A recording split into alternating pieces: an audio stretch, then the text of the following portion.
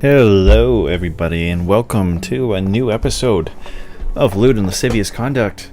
Diesel here, and today we have a very emotional game, supposedly. So, without further ado, let's get into it. Start. I am drinking beer.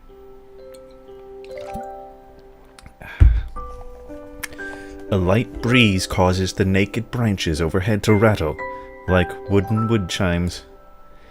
This is a popular retreat for couples in the summer. The decadus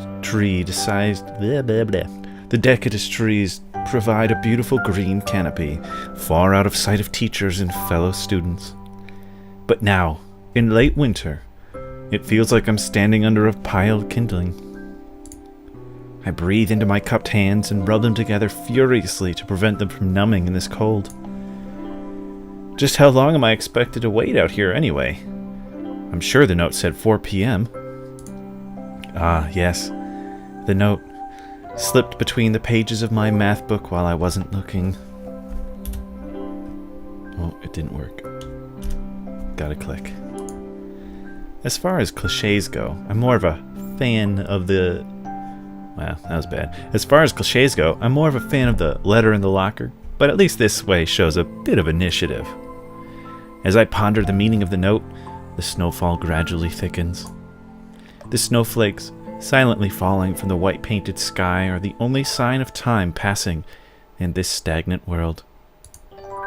Their slow descent upon the forest makes it seem like the time is slowed to a crawl. The rustling of dry snow underfoot startles me, interrupting the quiet mood. Someone is approaching me from behind. Hi, Hisao? You came. A hesitating, barely audible question. However, I recognize the owner of that dainty voice instantly. I feel my heart skip a beat. It's a voice I've listened to 100 times, but never as more than an eavesdropper to a conversation. I turn to face this voice, the voice of my dreams, and my heart begins to race.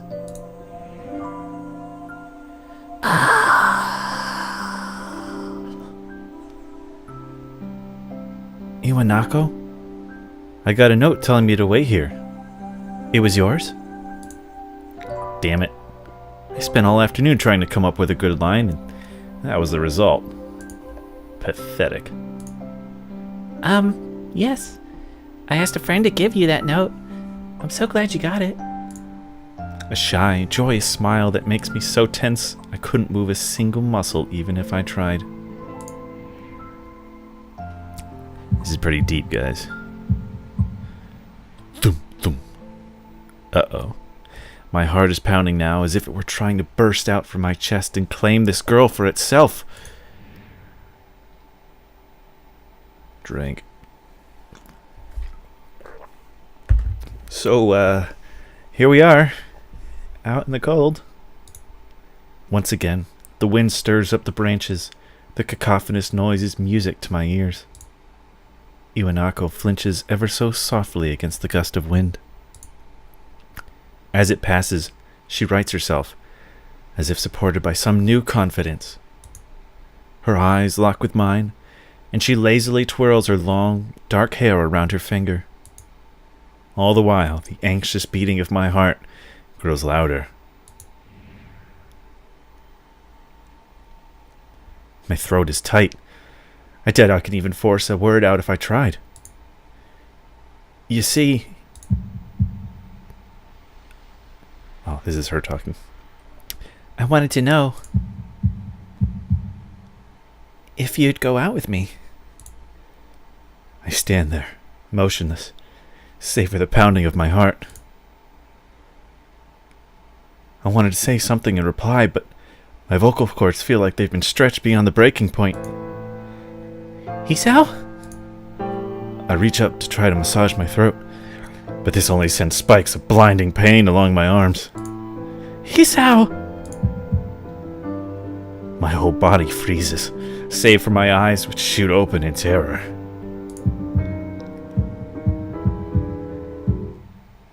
Hisao! Yeah. Not gonna get much better than that, guys. Sorry. The beating in my chest suddenly stops, and I go weak at the knees.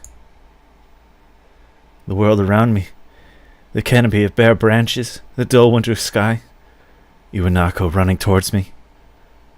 All these fade to black.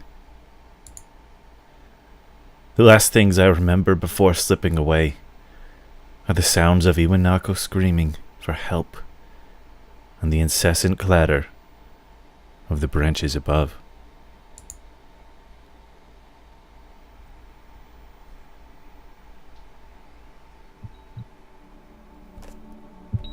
Anime intro. 4 Leaf Studios presents Katawa Shoujo. Coming to theaters soon. Anyway, this is a fan game. I don't know. I think it was made by Reddit. Maybe. I don't know. But enjoy the smooth, sultry tones of your host, Diesel, as we take a wild ride on a crazy uphill battle of life.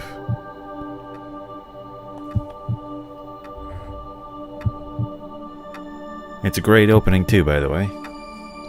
Very well done. If you're wondering what I'm drinking, I'm drinking more White Christmas because I still have it.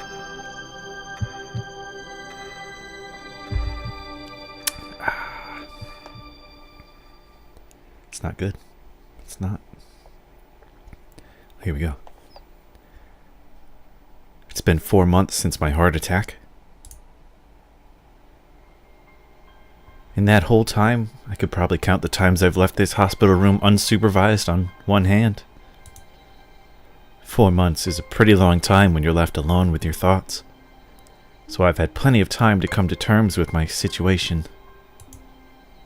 Arrhythmia. A strange word. A foreign, alien one. One that you don't want to be in the same room with. A rare condition. It causes the heart to act erratically and occasionally beat way too fast. It can be fatal. Apparently, I've had it for a long time. They said it was a miracle that I was able to go on so long without anything happening. Is that really a miracle? I guess it was supposed to make me feel better, more appreciative of my life. It really didn't do anything to cheer me up. My parents, I think, were hit harder by the news than I was. They practically had 2 hemorrhages apiece. I had already had a full day by then to digest everything. To them, it was all fresh. They were even willing to sell our house in order to pay for a cure. Of course, there isn't a cure. Because of the late discovery of this condition, I've had to stay at the hospital to recuperate from the treatments. When I was first admitted, it felt as if I was missed. For about a week, my room in the ward was full of flowers, balloons, and cards. But the visitors soon dwindled, and all the get-well gifts began trickling down to nothing shortly after. I realized that the only reason I had gotten so many cards and flowers was because sending me their sympathy had been turned into a class project. Maybe some people were genuinely concerned, but I doubt it. Even in the beginning, I barely had any visitors. By the end of the first month, only my parents came by on a regular basis. Iwanoko was the last to stop visiting. After 6 weeks, I never saw her again. We never had that much to talk about when she'd visited anyway. We didn't touch the subject that was between us on that snowy day ever again. The hospital? It's not really a place I'd like to live in. The doctors and nurses feel so impersonal and faceless. I guess it's because they are in a hurry and they have a million other patients waiting for them but it makes me feel uncomfortable. For the first month or so, I asked the head cardiologist every time I saw him for a rough estimate of when I'd be able to leave. He never answered anything in a straightforward way, but told me to wait and see if the treatment and surgeries worked. So, I idly observed the scar that those surgeries had left on my chest slowly change its appearance over time, thinking of it as some kind of an omen. I still ask the head cardiologist about leaving, but my expectations are low enough now that I'm not disappointed anymore when I don't get a reply. The way he shuffles around the answer shows that there is at least some hope. At some point, I stopped watching TV. I don't know why, I just did. Maybe it was the wrong kind of escapism for my situation. I started reading instead. There was a small library at the hospital, although it was more like a storeroom for books. I began working my way through it, one small stack at a time. After consuming them, I would go back for more. I found that I liked reading, and I think I even became a bit addicted. I started feeling naked without a book in my hands. But I loved the stories. That was what my life was like. The days became increasingly harder to distinguish from each other, differing only by the book I was reading and the weather outside. It felt like time blurred into some kind of gooey mass I was trapped inside, instead of moving within. A week could go by without me really noticing it. Sometimes I'd pause in a realization that I didn't know what day of the week it was. But other times, all the things that surrounded me would painfully crash into my consciousness through the barrier of nonchalance I had set up for myself. The pages of my book would start to feel sharp and burning hot, and the heaviness in my chest would become so hard to bear that I had to put the book aside and just lay down for a while, looking at the ceiling as if I was going to cry. But that happened only rarely, and I couldn't even cry. Today, the doctor comes in and gives me a smile. He seems excited, but not very. It's like he's trying to make an effort to be happy on my behalf. Drink of water. My parents are here. It's been a few days since I've last seen them. Both of them are even sort of dressed up. Is this supposed to be some kind of special occasion? It's not a party. There's this ritual the head cardiologist has. He takes his time sorting his papers, then setting them aside as if to make a point of the pointlessness of what he just did.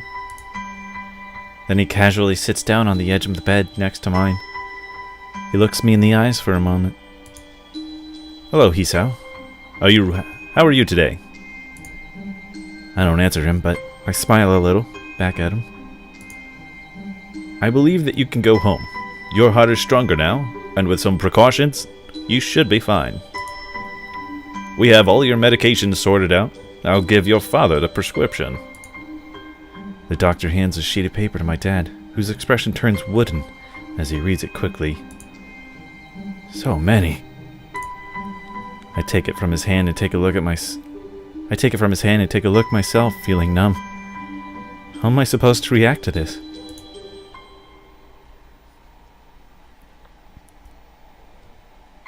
The absurdly long list of medications staring back at me from the paper seemed insurmountable.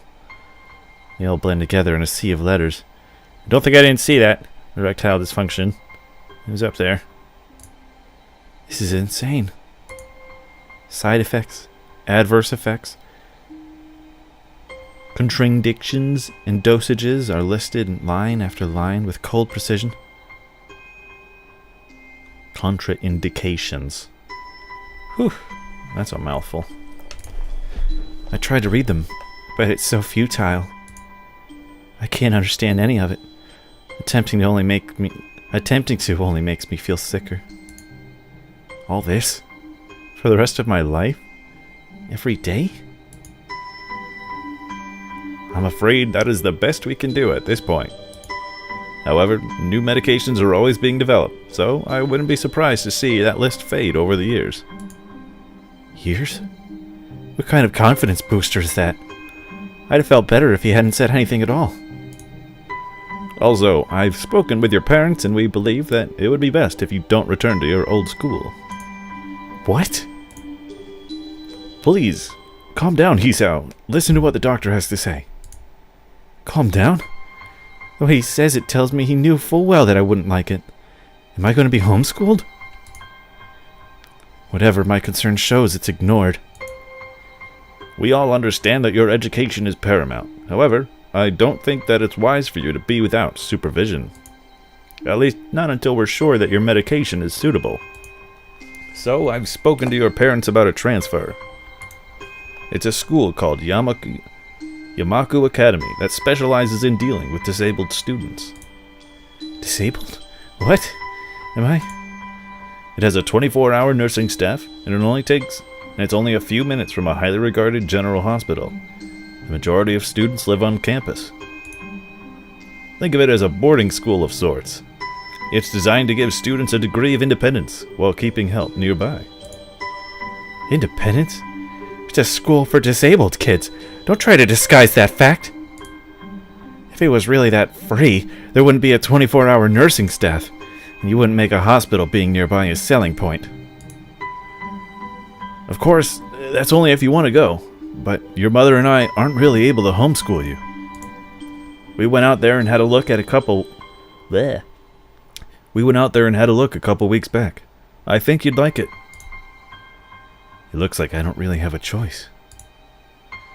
Compared to other heart problems, people with your condition usually tend to live long lives. You'll need a job one day, and this is a good opportunity to continue your education. This isn't an opportunity. Don't call it an opportunity. Don't call it a goddamn opportunity. Well, you should be excited at the chance to go back to school. I remember you wanted to return to school, and while it's not the same one... A special school. That's an insult. That's what I want to say. It's a step down. It's not what you think. All of the students there are pretty active in their own sort of way. It's geared towards students that can still get around and learn, but just need a little help in one way or another. Your father's right, and many of the graduates of the school have gone on to do amazing things. A person doesn't have to be held back by their disability. One of my colleagues in another hospital is a graduate. I don't care. A person doesn't have to be held back by their disability. That's what a disability is. I really hate that something so important was decided for me. Well, what can I do about it? A normal life is out of the question now. It's funny. I'd always thought my life was actually kind of boring. Now I miss it. I want to protest. I want to blame this lack of reaction on shock or fatigue. I could easily yell out something now. Something about how I can go back to school anyway. But no. I don't say anything. The fact is that I know it's futile. I look around the room, feeling very tired of all this. The hospitals, doctors, my condition, everything. I don't see anything that would make me feel any different. There really isn't a choice. I know this. But the thought of going to a disabled school? What are those even like? As much as I try to put a positive spin on this, it's very difficult. But let me try. A clean slate isn't a bad thing. That is all I could think of to get me through this. At least I still have something. Even if it's a special school, it's something. It's a fresh start. My life isn't over.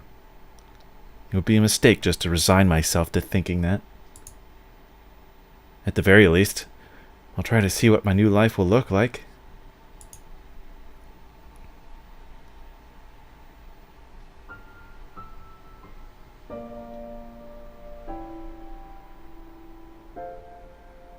Act 1. Life Expectancy.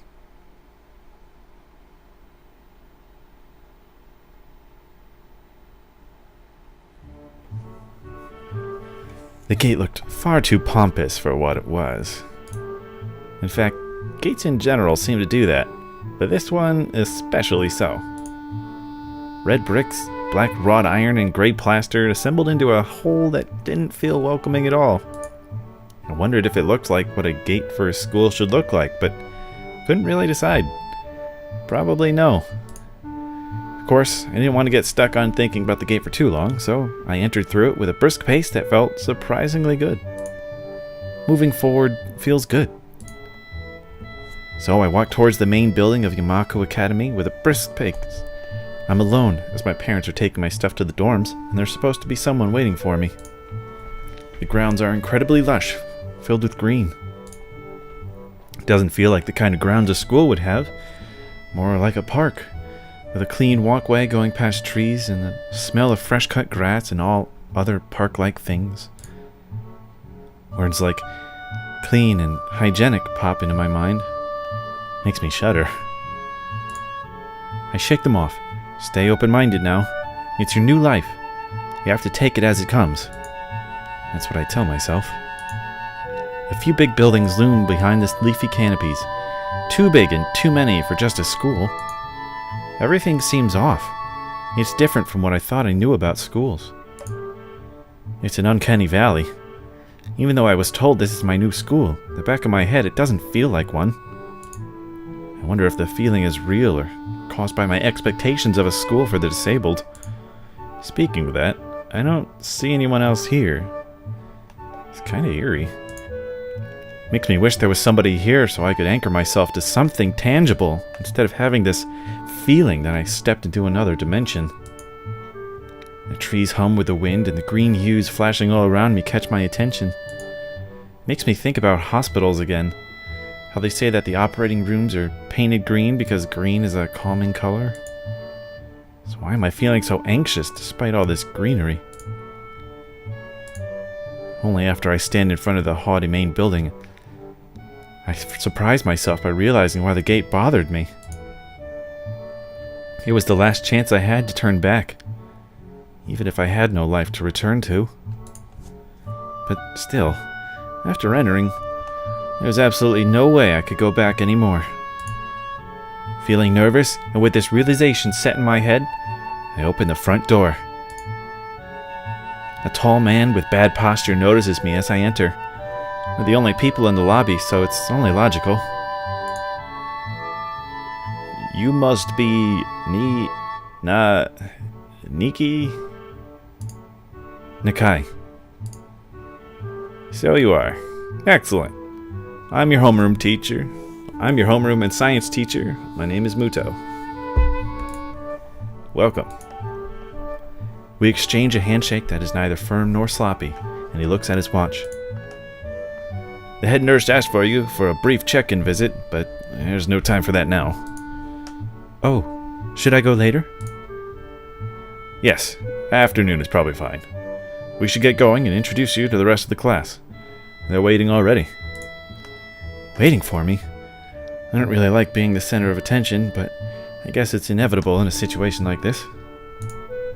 Somehow, not knowing what is waiting for me makes me feel really nervous. Thinking of this, I almost miss what the teacher is saying. Do you want to introduce yourself to the class?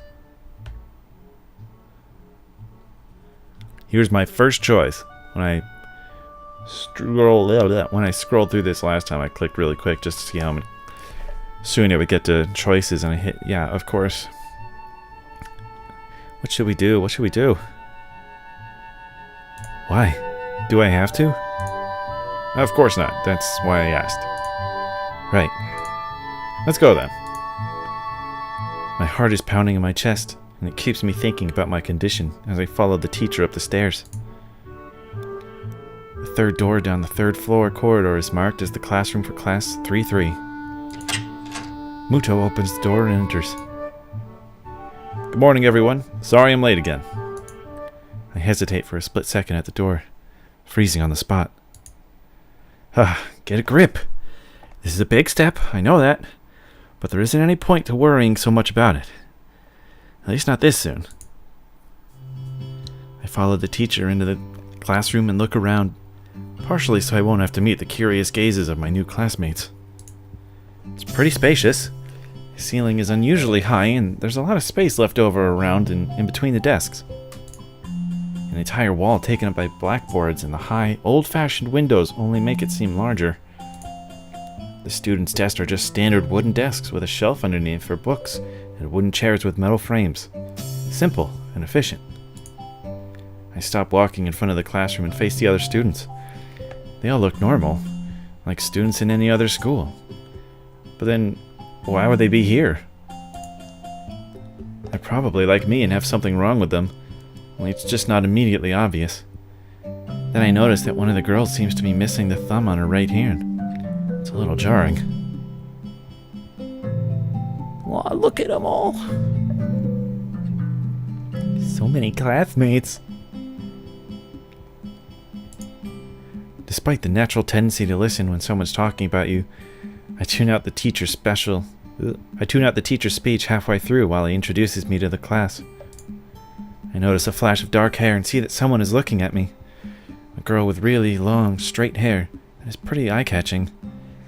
As she sees me looking back at her, she covers her face with her hands, as if it will make her invisible. There's one boy with a cane leaning against the lockers at the rear of the class. It's weird seeing someone so young with a cane. Another girl seems to be making some weird hand motions.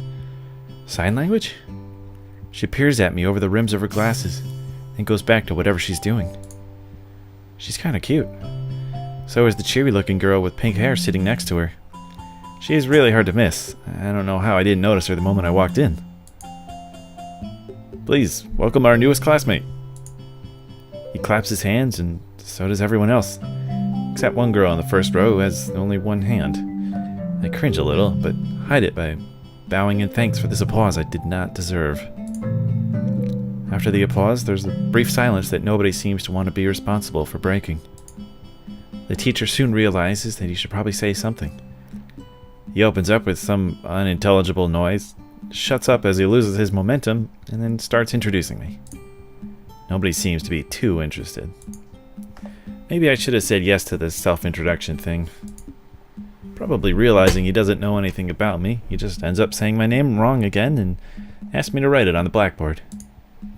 I do that, and turn back to face the class feeling awkward. I listen to the teacher as he drones about, getting along while letting my gaze sweep about the classroom. Across the classroom. Everyone seems to be listening to him intently, and when he's done, they clap their hands again, which feels like a weird thing to do. The first row girl claps on this round, with her one hand against her other wrist that ends in a bandaged stump. Makes me feel a little bad. We're gonna be doing some group work today, so that'll give you a chance to talk with everyone. Is that okay with you? Yeah, it's fine with me. That's good. You can work with Hakamichi. She's the class representative. She can explain anything you might want to know, and who else would be able to do that better, right? How could I know? The teacher passes out the day's assignments and announces that we'll be working in groups of 3. It hits me that I don't know who Hakamichi is. Slow. The teacher seems to be It hits me that I don't know who Hakamichi is. Slow. The teacher seems to catch my helpless expression. Oh, right. Hakamichi is right there. Shizune Hakamichi. As he calls out her name, the cute, bubbly-looking girl with bright pink hair and gold eyes waves her hand at me. I take a seat next to her by the window. Hey, I guess you're Hakamichi, right? It's nice to meet you. What? I'm caught off guard by her laughter. It's nice to meet you too, but I'm not Hakamichi, I'm Misha. This is Hakamichi. Shi-chan. Giggling, Misha points to the girl next to her, the one I saw using sign language before. It looks like she has been staring at me this whole time. She nods once, nonchalantly, to show that she acknowledges my presence, but only barely. She has short, yet carefully, neatly brushed hair, a pair of oval-shaped glasses balanced on the tip of her dainty nose, and dark blue eyes that seem to alternate every few seconds between analytical and slightly bored. It's nice to meet you.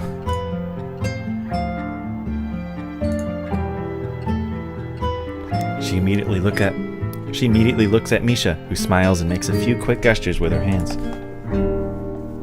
Hakamichi nods and makes a few gestures of her own.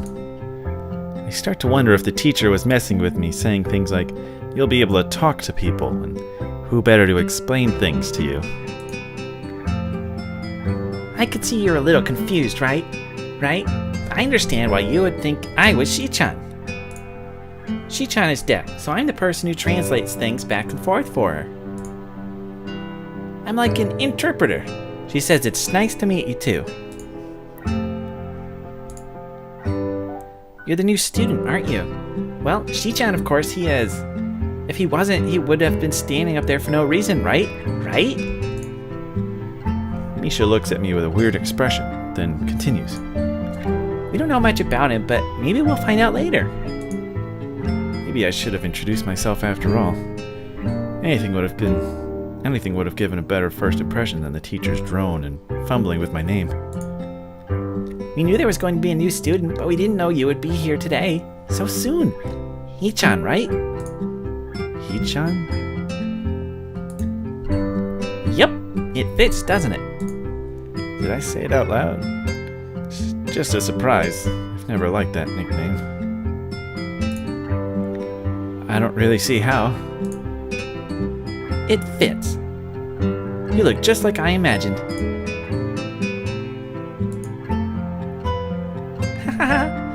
Yeah, you look just like a Hee-chan. I wonder why everyone seems to think so.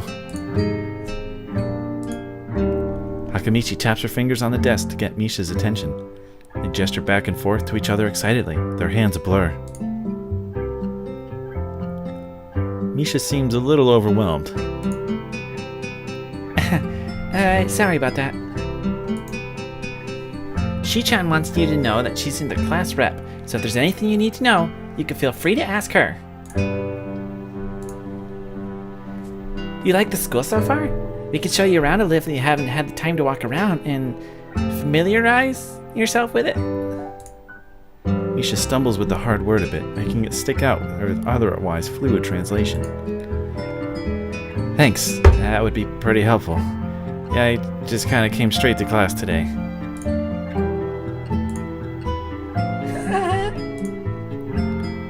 That's no good. You should always try to learn as much as you can about where you're going before you go there. Not just with school either. Always, even if it's a trip to the convenience store. Really, Shi-chan? Learn about where you're going? I guess I didn't bother to do that. Or just didn't care enough to do so. I didn't look forward to this, even if I committed myself to go along with it half-assedly. But anyway, I don't say anything. Misha signs something that ends in a shrug. What was that? Seems like it was about me. I feel like slumping over in my seat. Both of them are smiling, but that shrug hit me unexpectedly deeply. You look down. Are you okay? Don't take it the wrong way, please. I hate it when people are afraid to ask questions. That's how people learn things, by asking. Asking for help is perfectly normal, as much as needing help. Stop looking like you just failed a test. Wahaha! Alright. And another thing. You don't have to call Shi-chan something so formal like Hakamichi or class rep all the time. Just call her Shi-chan. Oh, she's blushing. Okay, maybe that's too casual. Maybe Shizune would be more appropriate. Yep. Shizune is fine. Huh. Okay, that would be a lot easier for me. I feel a lot more at ease. Both of them seem so friendly, so I feel like an idiot for being so apprehensive earlier. Especially about Shizune, who I assumed would be all business. Well, she still seems like that, just less so, I guess. Huh? Oh, right, we haven't even touched the assignment. We should start work now, or Shi-chan will get mad. The assignment's also kinda long, so we should start now if we want to finish it before the end of class. That too. Grumpy face. Shizune glares at the two of us impatiently. I don't need to know sign language to understand that. Okay, I get the message. After class, we could take a look around. Or we could take a walk around the grounds together. It's a nice day today, okay? Alright, guys. It's been kind of long. I'm going to save it here, and we'll pick up next time. Create a new save state. Yay. Alright, thank you for watching. This has been Katawa Shoujo. Starts with a rocky, emotional start. What will happen next? Find out next time on Lewd and Lascivious Conduct. Bye.